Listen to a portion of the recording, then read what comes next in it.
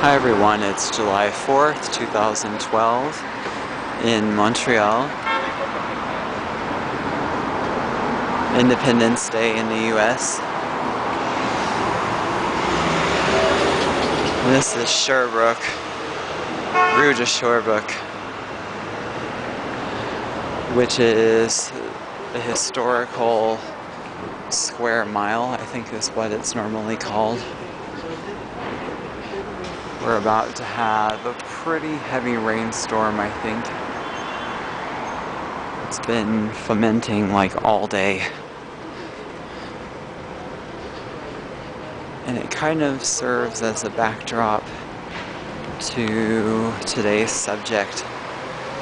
The same way with this very drab fashion that seems to prevail lately. Have you noticed that it seems like nothing new has really come around for the last 5 or 6 years? They're all less desirable throwbacks, really.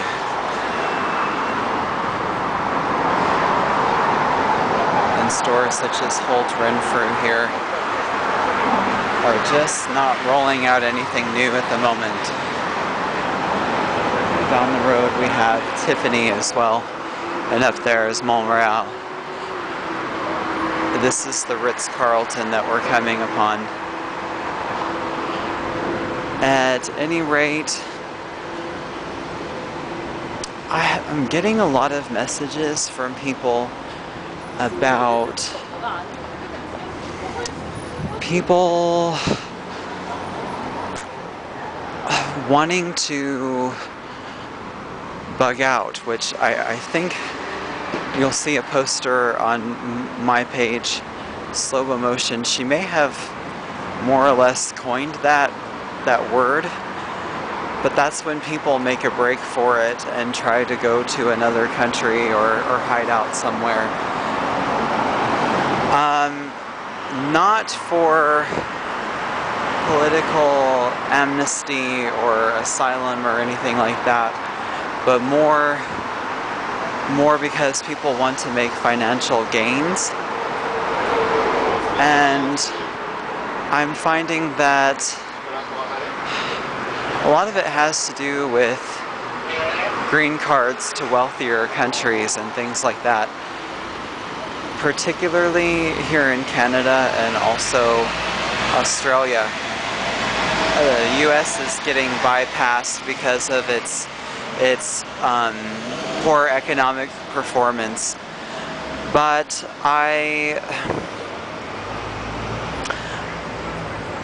I've had friends who've been chatting online in recent weeks who are getting guys from the Middle East and North Africa and even sometimes the States or less likely places that are very inquisitive with women in particular about which country they're in and basically making inquiries if their family has money.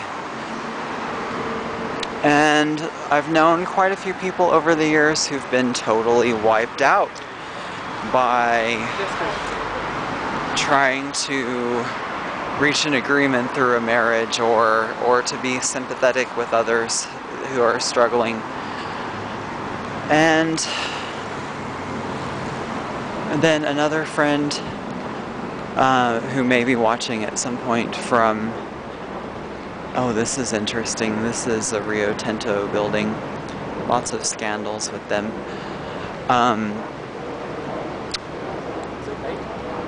A friend from Liberia who said that in West Africa people find it really comical how North Americans respond to the word love excessively. Everybody wants that, and so they're quite vulnerable to exploitation in that situation. Or that type of situation. What I'm getting at here is, I think really the capital crunch is just hitting another wave or threshold with people, and it's gonna get nastier, I'm afraid. Whoever or whatever does this is trying to bring out very desperate reactions in people, and I think that we could really be in some serious trouble. Not every country will be impacted directly, but you've heard me say it before, it just doesn't look good right now. At the same time, it's not hopeless, and you shouldn't be scared. We have to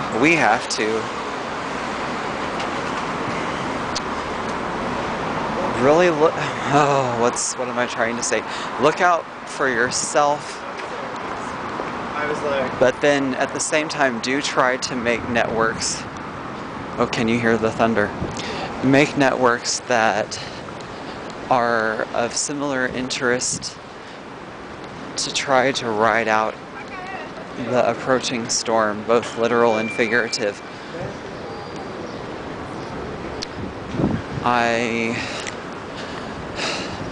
I can foresee that, unfortunately, the crisis that is going to deepen is going to make people, in some cases, have to retreat further into their social caste, and I think that it's not looking so good.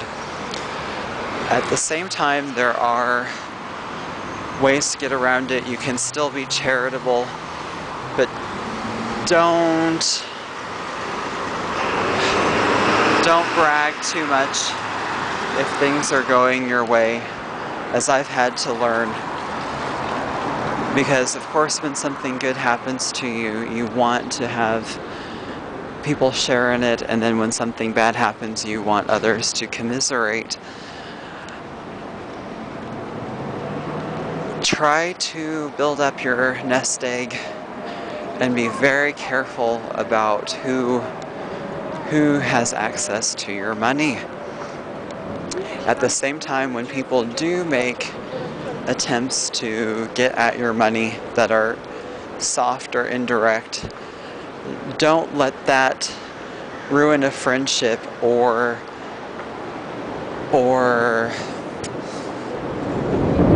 make you overly suspicious of people in general. You can be vigilant without being paranoid. So I'm going to take cover here shortly because the atmosphere is about to explode. Thanks for watching. Bye.